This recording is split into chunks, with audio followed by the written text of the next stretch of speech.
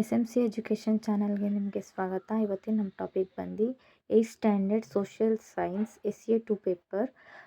ಇಲ್ಲಿ total marks ಬಂದು 50 ಮಾರ್ಕ್ಸ್ಗೆ question paper ಇದೆ. ಇದು ಎಲ್ಲೂ ಕೂಡ ಸ್ಕಿಪ್ ಮಾಡ್ದಿರ ನೋಡಿ, ನಿಮಗೆ ಹೆಲ್ಪ್ ಆಗುತ್ತೆ 8th ಸ್ಟ್ಯಾಂಡರ್ಡ್ ಮಕ್ಕಳಿಗೆ.